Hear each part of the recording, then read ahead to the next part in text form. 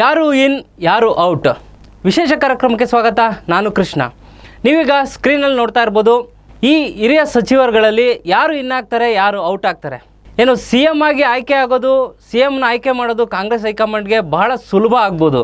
ಆದರೆ ಕ್ಯಾಬಿನೆಟ್ನ ರಚನೆ ಮಾಡೋದಿದೆಯಲ್ಲ, ಅದು ನಿಜವಾಗ್ಲೂ ರಿಸ್ಕಿ ಜಾಬ್ ಅಂತ ಹೇಳ್ಬೋದು. ನೋಡಿ, ನಾವೀಗ ಸ್ಕ್ರೀನಲ್ಲಿ ತೋರಿಸ್ತಾ ಇರೋದು ಪರಮೇಶ್ವರ್ ಅವರು ಇದ್ದಾರೆ, ಎಚ್ ಕೆ ಪಾಟೀಲ್ ಸರ್ ಇದ್ದಾರೆ, ಅದ್ರ ಜೊತೆಗೆ ಎಂ ಬಿ ಪಾಟೀಲ್. ಹೀಗೆ ಬಹಳಷ್ಟು ಹಿರಿಯ ಸಚಿವರು ಸಿದ್ದರಾಮಯ್ಯನವರ ಕ್ಯಾಬಿನೆಟ್ನಲ್ಲಿ ಬಹಳ ಸೇಫ್ ಆಗಿದ್ರು. ಆದರೆ ಈಗ ಡಿ ಕೆ ಶಿವಕುಮಾರ್ ಅವರ ಕ್ಯಾಬಿನೆಟ್ನಲ್ಲಿ ಅವ್ರಿಗೆಲ್ಲ ಸ್ಥಾನ ಸಿಗುತ್ತಾ, ಯಾರಿಗೆಲ್ಲ ಮಣೆ ಆಗ್ತಾರೆ, ಇದ್ರ ಬಗ್ಗೆ ಮಾತಾಡೋದಕ್ಕೆ ಇವತ್ತು ನಮ್ಮ ಜೊತೆ ಕೆ ವಿ ಪರಮೇಶ್ವರ್ ಇದ್ದಾರೆ, ನಮ್ಮ ಅಸಿಸ್ಟೆಂಟ್ ಎಡಿಟರು. ಪರಮೇಶ್ವರ್, ಈಗ ಸಿ ಎಮ್ನ ಆಯ್ಕೆ ಮಾಡೋದು ಕಾಂಗ್ರೆಸ್ ಹೈಕಮಾಂಡ್ಗೆ ಅಷ್ಟೊಂದು ಕಠಿಣ ಅಂತ ಅನ್ನಿಸ್ತಾ ಇಲ್ಲ. ಆದರೆ ಕ್ಯಾಬಿನೆಟ್ ರಚನೆ ಮಾಡೋದಿದೆಯಲ್ಲ, ಅದೊಂದು ರೀತಿ ಕಬ್ಬಿಣದ ಕಡಲೆ ಆಗ್ಬಿಟ್ಟಿದೆ.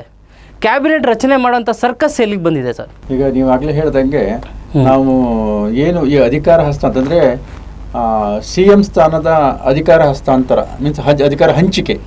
ಈ ಹಂಚಿಕೆ ದೊಡ್ಡ, ಯಾಕಂದ್ರೆ ಕಳೆದ ಒಂದು 5-6 ತಿಂಗಳಿಂದ ಗೋಜಲಾಗಿತ್ತು. ಅದೆಲ್ಲ ಒಂದು ರೀತಿಯಲ್ಲಿ ನಿರೀಕ್ಷೆಗಿಂತ ಸುಲಭವಾಗಿ ಸುಲಲಿತವಾಗಿ ಅದು ಹಸ್ತಾಂತರ ಆಗಿದೆ. ಅಂದರೆ ಮುಖ್ಯಮಂತ್ರಿ ಸಿದ್ದರಾಮಯ್ಯ ಅವರು ಮುಖ್ಯಮಂತ್ರಿ ಸ್ಥಾನಕ್ಕೆ ರಾಜೀನಾಮೆ ಕೊಟ್ಟ ಬೆನ್ನಲ್ಲಿನೇ ಒಂದು ರೀತಿಯಲ್ಲಿ ಇನ್ಯಾರು ಕಾಂಪಿಟೇಟರ್ ಇಲ್ಲ. ಹಾಗಾಗಿ ಡಿ ಕೆ ಶಿವಕುಮಾರ್ ಅವರು ಮುಂದಿನ ಮುಖ್ಯಮಂತ್ರಿ ಅನ್ನೋದು ಈಗ ಅಧಿಕೃತ ಘೋಷಣೆ ಅಷ್ಟೇ ಬಾಕಿ.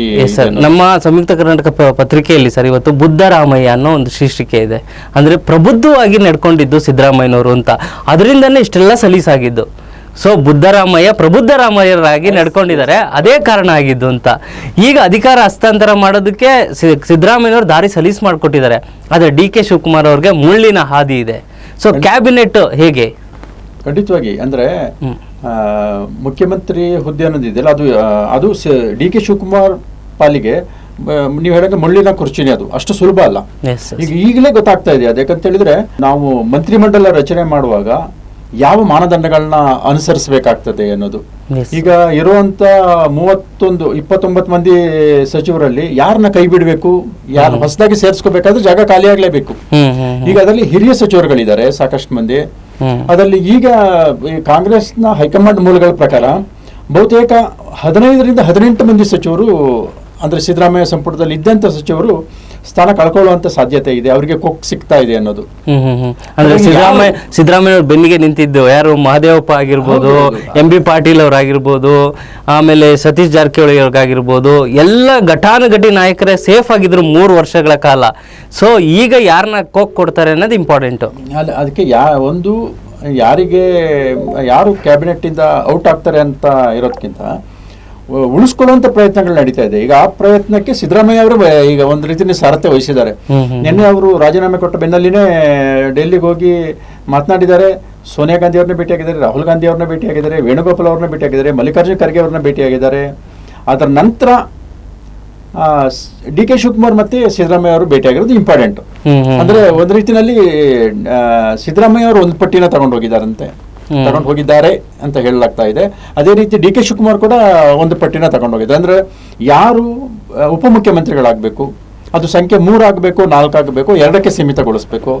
ಡಿ ಕೆ ಶಿವಕುಮಾರ್ ಅವರು ಪ್ರಮಾಣ ವಚನ ತೆಗೆದುಕೊಳ್ಳುವಾಗ 3 ಮಂದಿ DCMಗಳು ಅಧಿಕಾರ ಪ್ರಮಾಣ ವಚನ ತಗೋಬೇಕು, ಅಥವಾ ಮಂತ್ರಿಗಳು ಇರ್ಲಿನೋ, ಈ ರೀತಿ ತುಂಬಾ ಲೆಕ್ಕಾಚಾರಗಳು ನಡೀತಾ ಇದೆ. ಆದರೆ ಹಿರಿಯ ಸಚಿವರಿಗೆ ಆದ್ಯತೆ ಕೊಡಬೇಕು ಅನ್ನೋದು. ಈಗ ಬಹುತೇಕ 3 DCM ಆಗುವಂತ ಚಾನ್ಸಸ್. ಅದರಲ್ಲಿ ಎಂ ಬಿ ಪಾಟೀಲ್ ಅವರ ಹೆಸರು ಮುಂಚೂಣಿಯಲ್ಲಿದೆ, ಪ್ರಿಯಾಂಕ್ ಖರ್ಗೆ ಅವರದ್ದು ಇದೆ, ಜೊತೆಗೆ ಮತ್ತೊಬ್ರು ಯಾರು ಅನ್ನೋದು ಅಲ್ಪಸಂಖ್ಯಾತ ಸಮುದಾಯದಿಂದ ಒಬ್ಬರಿಗೆ ಆದ್ಯತೆ ಕೊಡಬೇಕು ಅನ್ನೋದು. ಅಲ್ಲಿ ಅಲ್ಪಸಂಖ್ಯಾತ ಸಮುದಾಯದಿಂದ ತನ್ವೀರ್ ಸೇಠ್, ಸಲೀಂ ಅಹಮದ್, ಜಮೀರ್ ಅಹಮದ್, ಈ ರೀತಿ 4-5 ಹೆಸರುಗಳು ಕೇಳಿ ಬರ್ತಾ ಇದೆ. ಯತೀಂದ್ರ ಸಿದ್ದರಾಮಯ್ಯ ಕೂಡ ಆಗ್ತಾರೆ ಅಂತ ಇದೆ. ಅವರು ಸಚಿವ ಸ್ಥಾನಕ್ಕೆ ತೃಪ್ತಿ ಪಡ್ತಾರೋ ಅಥವಾ DCM ಆಗ್ತಾರೋ ಗೊತ್ತಿಲ್ಲ. ಅದೇ ಮತ್ತೊಂದು, ಅದಕ್ಕೆ 3 ಆಗ್ಬೇಕು, 4 ಆಗ್ಬೇಕು. 4 ಆದ್ರೆ ಯತೀಂದ್ರ ಆಗ್ತಾರೆ, 3 ಆದ್ರೆ ಸದ್ಯಕ್ಕೆ ಈಗಿರೋ ಹೆಸರುಗಳಲ್ಲಿ ಇದಾಗ್ತದೆ. ಡಿ ಕೆ ಶಿವಕುಮಾರ್ ಅವರು ಪ್ರಮಾಣ ವಚನ ತೆಗೆದುಕೊಳ್ಳುವಾಗ 3 ಮಂದಿ DCM ಪ್ಲಸ್ 1 CM ಜೊತೆಗೆ ಮಂತ್ರಿಗಳು ಬೇಕಾ, 3-4 ಮಂದಿ ಮಂತ್ರಿಗಳು ಪ್ರಮಾಣ ವಚನ ತೆಗೆದುಕೊಳ್ಳುವ, ಈ ರೀತಿ ಲೆಕ್ಕಾಚಾರಗಳು ನಡೀತದೆ. ಆದ್ರೆ ನೀವು ಆಗ್ಲೇ ಇನ್ ಔಟ್ ಅಂತ ಹೇಳಿದ್ರಿ. ಇನ್ ಮಾಡ್ಕೋಬೇಕಂತ ಹೇಳಿದ್ರೆ ಕೆಲವರು ಔಟ್ ಆಗ್ಲೇಬೇಕು. ಅದು ಯಾರನ್ನ ಔಟ್ ಮಾಡಬೇಕು ಅನ್ನೋದು ಈಗ ದೊಡ್ಡ ಇವರಿಗೆ, ಯಾಕಂದ್ರೆ ಅದು ಅಂದ್ಕೊಂಡಷ್ಟು ಸುಲಭ ಅಲ್ಲ. ಯಾಕಂತ ಹೇಳಿದ್ರೆ ಪ್ರಭಾವಿ ಸಚಿವರು ಇದ್ದಾರೆ, ಅನುಭವಿ ಸಚಿವರುಗಳಿದ್ದಾರೆ, 8-10 ಸಂಪುಟದಲ್ಲಿ ಕೆಲಸ ಮಾಡಿದಂಥ ಸಚಿವರು ಇದ್ದಾರೆ. ಅದು ಎಂ ಬಿ ಪಾಟೀಲ್ ಅವರು ಇರ್ಬೋದು, ಎಚ್ ಕೆ ಪಾಟೀಲ್ ಅವರು ಇರ್ಬೋದು, ಜಾರ್ಜ್ ಅವರು ಇರ್ಬೋದು, ಮುನಿಯಪ್ಪ ಅವರು ಇರ್ಬೋದು, ಅಥವಾ ರಾಮಲಿಂಗಾರೆಡ್ಡಿ ಅವರು ಇರ್ಬೋದು, KJ ಜಾರ್ಜ್ ಅವರು ಇರ್ಬೋದು. ಇಂಥ ಘಟನೆಗಳನ್ನ ಸಂಪುಟದಿಂದ ಹೊರಗಡೆ ಇಟ್ಟು ನಾವು ಕ್ಯಾಬಿನೆಟ್ ರಚನೆ ಮಾಡ್ತೀವಿ ಅನ್ನೋದು ಅಷ್ಟು ಸುಲಭ ಅಲ್ಲ. ಯಾಕಂತ ಹೇಳಿದ್ರೆ ಎಲ್ರಿಗೂ ಹೊಸಬಿಗೆ ಅವಕಾಶ ಕೊಡೋಕ್ಕೂ ಆಗಲ್ಲ. ಹೊಸ ಮುಖಗಳು ಬೇಕು, ಆದರೆ ಅನುಭವ ಮತ್ತೆ ಹೊಸತನ ಎರಡೂ ಯಾವಾಗ ಸಮ್ಮಿಶ್ರ ಆದಾಗ ಮಾತ್ರ ಒಂದು ಸಂಪುಟ ಒಂದು ಬ್ಯಾಲೆನ್ಸಿಂಗ್ ಆಗಿ ಅಥವಾ ಸರ್ಕಾರ ನಡ್ಕೊಂಡು ಹೋಗ್ಲಿಕ್ಕೆ ಕಾರಣ ಆಗ್ತದೆ. ಇದು ಹೈಕಮಾಂಡ್ ಗಮನದಲ್ಲೂ ಇದೆ. ಹಾಗಾಗಿ ಈಗ ಇವತ್ತು ಒಂದು ರಾತ್ರಿ ಹೊತ್ತಿಗೆ ಬಹುತೇಕ ಒಂದು ಹಂತದ ಕ್ಲಾರಿಟಿ ಸಿಗಬಹುದು ಅಂತ. ಆದರೆ ಎಷ್ಟು ಮಂದಿ ಪ್ರಮಾಣ ವಚನ ತೆಗೆದುಕೊಳ್ಬೇಕಾಗ್ತದೆ? ಮುಖ್ಯಮಂತ್ರಿ DK ಶಿವಕುಮಾರ್ ಜೊತೆಗೆ 3 ಮಂದಿ DCMಗಳು ತಗೊಂಡ್ರೆ ಒಂದು 2 ಅಥವಾ 3 ಮಂದಿ ಹಿರಿಯ ಸಚಿವರುಗಳು ಪ್ರಮಾಣ ವಚನ ತೆಗೆದುಕೊಳ್ಳೋದ ಚಾನ್ಸಸ್ ಜಾಸ್ತಿ ಇದೆ. ಒಂದು ಪಟ್ಟಿನ ಫೈನಲ್ ಮಾಡ್ಕೊಂಡೇ ಬರ್ಬೋದು. ನಾಳೆ ಸಂಜೆ 4 ಗಂಟೆಗೆ ವಿಧಾನಸೌಧದಲ್ಲಿನೇ ಶಾಸಕಾಂಗ ಪಕ್ಷದ ಸಭೆ ನಡೀತಾ ಇದೆ. ಅಲ್ಲಿ ಶಾಸಕಾಂಗ ಪಕ್ಷದ ನಾಯಕನ ಆಯ್ಕೆ, ಅಂದ್ರೆ ಇದರಲ್ಲಿ ಯಾರು ಕಾಂಪಿಟೇಟರ್ ಇಲ್ಲದೆ ಇರೋದ್ರಿಂದ DK ಶಿವಕುಮಾರ್ ಅವರೇ ಶಾಸಕಾಂಗ ಪಕ್ಷದ ನಾಯಕನಾಗಿ ಅವಿರೋಧವಾಗಿ ಆಯ್ಕೆ ಆಗುವಂಥದ್ದು. ಜೊತೆಗೆ ಸಿದ್ದರಾಮಯ್ಯ ಅವರೇ ಅವರ ಹೆಸರನ್ನ ಪ್ರಸ್ತಾಪ ಮಾಡಿ ಮತ್ತೊಬ್ಬರು ಅನುಮೋದನೆ ಮಾಡುವಂಥದ್ದು. ಇಲ್ಲಿಗೆ KC ವೇಣುಗೋಪಾಲ್ ಇರ್ತಾರೆ, ಸುರ್ಜೇವಾಲ ಅವರು ಇರ್ತಾರೆ, ಮತ್ತೆ ಪಕ್ಷದ ಎಲ್ಲ ಶಾಸಕರು ಇದು ಮಾಡುವಂಥ ಇದು ಒಂದು ಹಂತದ ಪ್ರಕ್ರಿಯೆ. ಇದಾದ ನಂತರ ಸೋಮವಾರ ಸಂಜೆ 5 ಗಂಟೆಯಿಂದ 6:30 ಒಳಗಡೆ ವಿಧಾನಸೌಧ ಗ್ರ್ಯಾಂಡ್ ಸ್ಟೆಪ್ನಲ್ಲಿನೇ ಪ್ರಮಾಣವಚನ ಸಮಾರಂಭ ಆಗ್ತಾ ಇದೆ. ಈ ಸಮಾರಂಭಕ್ಕೆ ರಾಹುಲ್ ಗಾಂಧಿ, ಪ್ರಿಯಾಂಕಾ ಗಾಂಧಿ, ಸೋನಿಯಾ ಗಾಂಧಿ ಕಡೆ ಸೋನಿಯಾ ಬರುವಂಥ ಚಾನ್ಸಸ್ ಕಡಿಮೆ. ಖರ್ಗೆ ಅವರು ಜೊತೆಗೆ ಕಾಂಗ್ರೆಸ್ ಎಲ್ಲೆಲ್ಲಿ ಆಡಳಿತದಲ್ಲಿದೆ, ಯಾವ ರಾಜ್ಯಗಳಿದೆ ಆ ರಾಜ್ಯಗಳ ಎಲ್ಲ ಮುಖ್ಯಮಂತ್ರಿಗಳನ್ನ ಆಹ್ವಾನ ಮಾಡ್ತಾರೆ. ತೆಲಂಗಾಣ CM ಆಗಿರ್ಬೋದು, ಕೇರಳ CM ಆಗಿರ್ಬೋದು, ಎಲ್ಲರೂ ಸತೀಶನ್ ಇರ್ಬೋದು, ತಮಿಳುನಾಡಿನ ವಿಜಯ್ ಇರ್ಬೋದು, ಹಾಗೆ ನಮ್ಮ ತೆಲಂಗಾಣ ರೇವಂತ್ ರೆಡ್ಡಿ ಇರ್ಬೋದು. ಈ ರೀತಿಯಲ್ಲಿ ಎಲ್ಲೆಲ್ಲಿ ಮತ್ತೆ ಹಿಮಾಚಲ ಪ್ರದೇಶ CM ಈ ರೀತಿನ ಎಲ್ಲರನ್ನ ಆಮಂತ್ರಣ ಈಗ ಆಲ್ರೆಡಿ ಆಮಂತ್ರಣ ಹೋಗಿದೆ. ಸೋಮವಾರ ಇದನ್ನದು ಅಧಿಕೃತವಾಗಿ ಅಷ್ಟೇ, ಇನ್ನು ಪ್ರಮಾಣ ವಚನದ ದಿನಾಂಕ ಮತ್ತು ಸಮಯ ಅಧಿಕೃತವಾಗಿ ಇನ್ನಷ್ಟೇ ಆಗಬೇಕು. ಇದು ಒಂದು ಭಾಗ. ಇದೆಲ್ಲದಕ್ಕಿಂತ ಪ್ರಮುಖವಾಗಿ ಆಗ್ಬೇಕಾಗಿರುವಂಥದ್ದು ಸಚಿವ ಸಂಪುಟ ರಚನೆ ಆಗಬೇಕು. ಅದು ಎಷ್ಟು ಕಷ್ಟ ಅನ್ನೋದು ಸಿದ್ದರಾಮಯ್ಯ ಅವ್ರಿಗೂ ಗೊತ್ತಿದೆ, DK ಶಿವಕುಮಾರ್ ಅವ್ರಿಗೂ ಗೊತ್ತಿದೆ, ಹೈಕಮಾಂಡ್ಗೂ ಗೊತ್ತಿದೆ. ಹಾಗಾಗಿ ಯಾರು ಪ್ಲಸ್ ಯಾರು ಮೈನಸ್, ಯಾರು ಇನ್ ಯಾರು ಔಟ್ ಅನ್ನೋದು ಇದೆಯಲ್ಲ, ಇದು ತುಂಬಾ ಕಸರತ್ತು ನಡೀತಾ ಇದೆ. ಇದಕ್ಕೆ ಪೂರಕವಾಗಿನೇ ಈಗಾಗಲೇ ಒಂದು 20-25 ಮಂದಿ ಶಾಸಕರು ದೆಹಲಿ ದಂಡಯಾತ್ರೆ ಮಾಡಿದ್ದಾರೆ. ಅಲ್ಲಿ ಕೆಲವೊಂದು ಕಡೆಗೆ ವರಿಷ್ಠರ ಮೇಲೆ ಪ್ರೆಜರ್ ಹಾಕುವಂಥದ್ದು, ಅವಕಾಶ ಕೊಡಿ ಅಂತ ಕೇಳುವಂಥದ್ದು. ಇನ್ನೊಂದು ಹಿರಿಯ ಸಚಿವರು ಹೋಗಿರುವಂಥದ್ದು ಅವರ ಕುರ್ಚಿನ ಉಳಿಸ್ಕೊಳ್ಳಕ್ಕೆ ಸುಮಾರು 8-10 ಮಂದಿ ಸಚಿವರು ಈಗಾಗಲೇ ಡೆಲ್ಲಿನಲ್ಲಿ ಇದ್ದಾರೆ. ಹಾಗಾಗಿ ಒಟ್ಟಾರೆ ಸಂಪುಟ ರಚನೆಯ ಕಸರತ್ತು, ಈ ಸರ್ಕಸ್ ಹೆಂಗಿದೆ ಅನ್ನೋದು ತುಂಬಾ ಕ್ಯೂರಿಯಾಸಿಟಿ ಇದೆ. ಎಸ್ ಸರ್, ಸಿದ್ದರಾಮಯ್ಯನವರು ಈಗ DK ಶಿವಕುಮಾರ್ ಹೆಸರನ್ನ ಅನೌನ್ಸ್ ಮಾಡ್ಬಿಡ್ಬೋದು, ಆದ್ರೆ ಸಂಪುಟ ರಚನೆಯಲ್ಲಿ ಸಿದ್ದರಾಮಯ್ಯನವರು ಕೂಡ ಈಗ DK ಶಿವಕುಮಾರ್ ಅವ್ರಿಗೆ ದಾರಿನ ಸಲೀಸ್ ಮಾಡಿಕೊಡ್ಬೇಕು. ಯಾಕೆಂದ್ರೆ ಸಿದ್ದರಾಮಯ್ಯನವರ ಮಾತುಗಳನ್ನು ಕೇಳಬೇಕು. ಈಗ ಸಿದ್ದರಾಮಯ್ಯ ಅವ್ರ ಬೆಂಬಲಿಗರಿಗೆ ಎಷ್ಟು ಅವಕಾಶ ಸಿಗುವಂತ ಚಾನ್ಸಸ್ ಇದೆ ನೂತನ ಸಚಿವ ಸಂಪುಟದಲ್ಲಿ? ಇಲ್ಲ, ಅಂದ್ರೆ CM, ಯಾಕೆಂದ್ರೆ ಸರ್ ಸಿದ್ದರಾಮಯ್ಯ ಅವರು ಕೆಳಗಿಳಿಬೇಕಾದ್ರೆ ಕಣ್ಣೀರ್ ಹಾಕಿದಂತ ಸಚಿವರು ಇದ್ದಾರೆ, ಕಣ್ಣೀರ್ ಹಾಕಿ ಭಾವುಕರಾದಂತ ಸಚಿವರು ಇದ್ದಾರೆ. ಅವ್ರಿಗೆಲ್ಲರಿಗೂ ಕೂಡ ಈಗ ಕ್ಯಾಬಿನೆಟ್ ಮಿನಿಸ್ಟ್ರಿ ಸ್ಥಾನ ಕಳ್ಕೊಳ್ಳುವಂತ ಭೀತಿ ಇರೋದು. 29 ಮಂದಿಯಲ್ಲಿ ಕನಿಷ್ಠ 15 ಮಂದಿ ಸಿದ್ದರಾಮಯ್ಯರಿಗೆ ಅತ್ಯಂತ ಆಪ್ತರು. ಆಗ 15 ಮಂದಿಗೂ ಹೊಸ ಕ್ಯಾಬಿನೆಟ್ ನಲ್ಲಿ ಅವಕಾಶ ಮಾಡಿಕೊಡಿ ಅಂತ ಕೇಳಕ್ ಆಗಲ್ಲ. ಆದ್ರೆ ಯಾರು ಅತ್ಯಂತ ಆಪ್ತರಿದ್ದಾರೆ ಅದರಲ್ಲೂ 3-4 ಅಂತೂ ಖಚಿತವಾಗಿ ಹೇಳುವಂಥದ್ದು. ಅದರಲ್ಲಿ MB ಪಾಟೀಲ್ ಅವರು, ಜಾರ್ಜ್ ಅವರು, ಹಾಗೆ ಮುನಿಯಪ್ಪ ಅವರು, ಜೊತೆ ಕೆಲವು ಆತರ ಭೈರತಿ ಸುರೇಶ್ ಅವರು, ಇವೆಲ್ಲ ಹೆಸರುಗಳಿದೆ. ಈ ಹೆಸರುಗಳಿಗೆ ಸಿದ್ದರಾಮಯ್ಯ ಪಟ್ಟು ಹಿಡಿದು ಮಂತ್ರಿ ಮತ್ತೆ DK ಶಿವಕುಮಾರ್ ಅವರ ಸಂಪುಟದಲ್ಲೂ ಮಂತ್ರಿ ಮಾಡಿಸುವಂತ ಪ್ರಯತ್ನಗಳನ್ನ ಮಾಡ್ತಾ ಇದ್ದಾರೆ. ಅದು ಎಷ್ಟು ಮಟ್ಟಿಗೆ ಸಕ್ಸಸ್ ಆಗ್ತದೋ ಗೊತ್ತಿಲ್ಲ. ಇನ್ನೊಂದು ಹೊಸ ವಿಷಯನ ಕೇಳ್ಪಟ್ಟೆ, ಅದು ಇವತ್ತು ಹೈಕಮಾಂಡ್ ಮಟ್ಟದಲ್ಲಿನೇ ರಾಜ್ಯಸಭೆಗೆ ಯಾರು ಕರ್ನಾಟಕದಿಂದ ಹೋಗಬೇಕು ಅನ್ನೋದು, ಅಲ್ಲಿ ಸಿದ್ದರಾಮಯ್ಯ ಅವರ ಹೆಸರನ್ನ ಪ್ರಸ್ತಾಪ ಮಾಡಿದ್ರು. ಅವರು ರೂಲ್ಡ್ ಔಟ್, ಇಲ್ಲ ನನಗೆ ರಾಷ್ಟ್ರ ರಾಜಕಾರಣದಲ್ಲಿ ಆಸಕ್ತಿ ಇಲ್ಲ ಅನ್ನೋ ಮುಖಾಂತರ ಅದನ್ನ ಬದಿ ಸರಿಸಿದ್ರು. ಆದ್ರೆ ಈಗ ಹೊಸ ಹೆಸರು ಬರ್ತಾ ಇದ್ದು KJ ಜಾರ್ಜ್ ಅವ್ರನ್ನ ಕರ್ನಾಟಕದಿಂದ ರಾಜ್ಯಸಭೆಗೆ ಕಳಿಸಬೇಕು ಅನ್ನೋ ಪ್ರಯತ್ನ, ಸೀರಿಯಸ್ ಪ್ರಯತ್ನ ನಡೀತಾ ಇದೆ. ಹೈಕಮಾಂಡ್ ಎಲ್ಲೊಂದು ಕಡೆಗೆ ಅದಕ್ಕೆ ಸ್ವಲ್ಪ ಪಾಸಿಟಿವ್ ರೆಸ್ಪಾನ್ಸ್ ಮಾಡಿದೆ ಅಂತ. ಒಂದು ಕರ್ನಾಟಕದಿಂದ 3 ಸ್ಥಾನಗಳಿದೆ. ಒಂದು ಮಲ್ಲಿಕಾರ್ಜುನ್ ಖರ್ಗೆ ಅವರಿಗೆ ಈಗಾಗಲೇ ಫಿಕ್ಸ್ ಆಗಿದೆ. ಮತ್ತೊಂದು ಆಂಧ್ರ ಪ್ರದೇಶದ YS ರಾಜಶೇಖರ ರೆಡ್ಡಿ ಅವರ ಮಗಳು ಶರ್ಮಿಳಾ ಅವರು ಕರ್ನಾಟಕದಿಂದ ರಾಜ್ಯಸಭೆಗೆ. ಮತ್ತೊಂದು 3ನೇ ಸ್ಥಾನಕ್ಕೆ KJ ಜಾರ್ಜ್ ಅವರು ಬಹುತೇಕ ಅಂದ್ರೆ ಅವರಿಗೆ ಎಲ್ಲೊಂದು ಕಡೆಗೆ DK ಶಿವಕುಮಾರ್ ಅವರ ಸಂಪುಟದಲ್ಲಿ ಮಂತ್ರಿ ಆಗೋದ್ರ ಬಗ್ಗೆ ಸ್ವಲ್ಪ ಹಿಂದೇಟ್ ಹಾಕ್ತಾ ಇದ್ದಾರೆ ಅಂತ ಕೇಳಿದ್ರು. ಹಾಗಾಗಿ ಅವ್ರನ್ನ ರಾಜ್ಯಸಭೆಗೆ ಕಳಿಸುವಂತ ಪ್ರಯತ್ನ, ಅದು ಒಂದ್ ಕಡೆಗೆ ಇಲ್ಲಿ ಕೋಕ್ ಕೊಟ್ಟವ್ರಿಗೆ ಬೇರೆ ಸ್ಥಾನಗಳನ್ನ ಕೊಟ್ಟು ಕಾಂಪನ್ಸೇಟ್ ಮಾಡುವಂತ ಪ್ರಯತ್ನ. ಈಗ ನೋಡಿ, ಅದಕ್ಕೆ ರಿಲೇಟೆಡ್ ಆಗಿ KPCC ಅಧ್ಯಕ್ಷ ಸ್ಥಾನಕ್ಕೆ ಸತೀಶ್ ಜಾರಕಿಹೊಳಿ ಹೆಸರು ಮುಂಚೂಣಿನಲ್ಲಿದೆ. ಬಹುತೇಕ ACC ಇಂದನೂ ಅದಕ್ಕೆ ಒಂದು ಗ್ರೀನ್ ಸಿಗ್ನಲ್ ಸಿಗುವಂತ ಸಾಧ್ಯತೆಗಳು ಜಾಸ್ತಿ ಇದೆ. ಇದ್ರ ಮಧ್ಯೆ ಮತ್ತೆ 3-4 ಹೆಸರುಗಳು ಕೇಳಿ ಬರ್ತಾ ಇದೆ. ಶಿವರಾಜ್ ತಂಗಡಗಿ ಅವರು KPCCಗೆ, ಯಾಕಂದರೆ ಅದು ಅವರು ಒಬ್ಬ ಜನಾಂಗಕ್ಕೆ, ಆ ಜನಾಂಗದಿಂದ ಯಾರೂ ಇಲ್ಲ ಮತ್ತು ನಾನು ಸಮರ್ಥನಿದ್ದೀನಿ ಅಂತ ಕ್ಲೈಮ್ ಮಾಡ್ಕೋತಾ ಇದ್ದಾರೆ. ಜೊತೆಗೆ ಈಶ್ವರ್ ಖಂಡ್ರೆ ಅವರು ನಾನು KPCC ಅಧ್ಯಕ್ಷ ಆಗಬೇಕು ಅನ್ನೋದು, ಶರಣ್ ಪ್ರಕಾಶ್ ಪಾಟೀಲ್ ಅವರ ಹೆಸರು ಈಗ ಕೇಳಿ ಬರ್ತದೆ. ಹಾಗಾಗಿ KPCC ಅಧ್ಯಕ್ಷ ಸ್ಥಾನಕ್ಕೂ ಈಗ ಪೈಪೋಟಿ ಸ್ಟಾರ್ಟ್ ಆಗಿದೆ.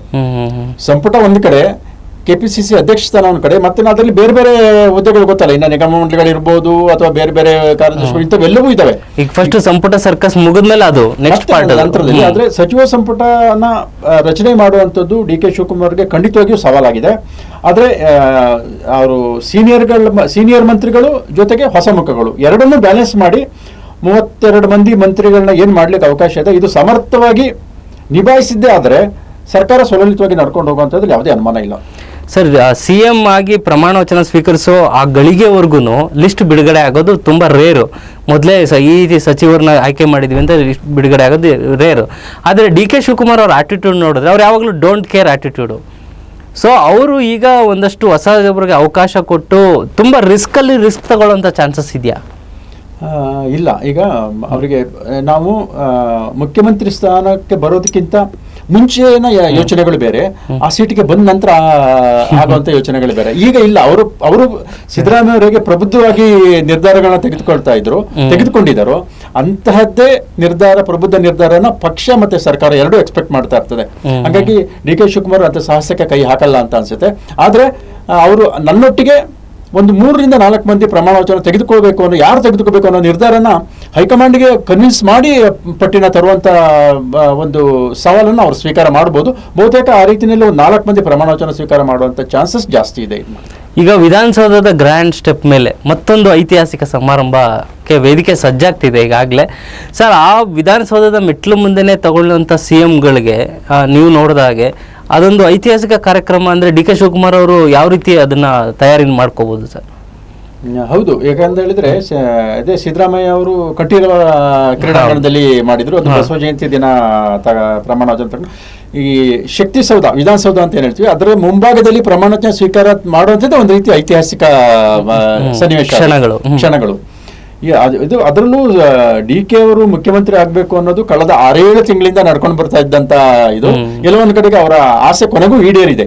ಹಾಗಾಗಿ ಅಭಿಮಾನಿಗಳ ಬಳಗ ತುಂಬಾ ದೊಡ್ಡದಿದೆ ಸಿದ್ದರಾಮಯ್ಯ ಅವರಿಗೆ. ಇವ್ರು ಒಂದು ಸಣ್ಣ ಎಕ್ಸಾಂಪಲ್, ಬರೀ ರಾಮನಗರದಿಂದ 50,000 ಜನನ ನಾಡದ್ದು ಪ್ರಮಾಣ ವಚನ ಸಮಾರಂಭಕ್ಕೆ ಕರ್ತರಬೇಕು ಅಂತ ಪ್ರಯತ್ನ ನಡೀತಾ ಇದೆ. ಬರೀ ಕೇವಲ ರಾಮನಗರದಿಂದ 50,000 ಜನ ಕರ್ಕೊಂಡು ಬರ್ತೀರಿ ಅಂತ ಹೇಳಿದ್ರೆ ಇನ್ನು ಬೇರೆ ಬೇರೆ ಕಡೆ ಎಷ್ಟಿರ್ಬೋದು, ಮತ್ತೆ ಅಲ್ಲಿ ಆ ಜಾಗದಲ್ಲಿ ಯಾವ ರೀತಿ ಅಕಾಮಿಡೇಷನ್ ಮಾಡ್ಕೊಡ್ತಾರೋ ಏನು ಅನ್ನೋದು ಗೊತ್ತಿಲ್ಲ. ಆದ್ರೆ ಒಂದ್ ರೀತಿಯಲ್ಲಿ ಬಹುತೇಕ ಈ ದಾಖಲೆಗಳು ಸಿದ್ದರಾಮಯ್ಯ ಹೆಸರಲ್ಲಿದೆ. DK ಶಿವಕುಮಾರ್ ಎಲ್ಲೊಂದ್ ಕಡೆಗೆ ದಾಖಲೆ ಮಾಡುವಂತ ಪ್ರಯತ್ನ ಮಾಡ್ತಾ ಇದಾರ ಅಂತ ಅನ್ಸುತ್ತೆ. ಓಕೆ, ಹಂಗಾದ್ರೆ ಪದಗ್ರಹಣದ ಸಮಾರಂಭಕ್ಕೆ ದೊಡ್ಡ ಐತಿಹಾಸಿಕ ವೇದಿಕೆನೇ ರದ್ದಾಗ್ತಿದೆ. ಸರ್, ಈಗ ಸಂಪುಟ ರಚನೆಯಲ್ಲಿ ಬಂದ್ರೆ ಈಗ ಜಾತಿ ಸಮೀಕರಣ ಆಗಿರ್ಬೋದು ಮತ್ತೆ ಪ್ರಾದೇಶಿಕವಾರು ಇದನ್ನ ನೋಡ್ಕೋಬೇಕು. ಇದ್ರ ನಡುವೆ ಮತ್ತೆ ಎಲೆಕ್ಷನ್ ಬೇರೆ ಕ್ಯಾಬಿನೆಟ್ ರಚಿಸಬೇಕು. ಈ 3 ದೋಣಿಲಿ ಕಾಲಿಡುವಂತ ಸನ್ನಿವೇಶ ಇದರಲ್ಲಿ ಯಾವ ರೀತಿಯಲ್ಲಿ ಸಕ್ಸಸ್ ಆಗ್ಬೋದು ಅಂತ ಕಾಣಿಸುತ್ತೆ ಈ ಕಾಂಗ್ರೆಸ್?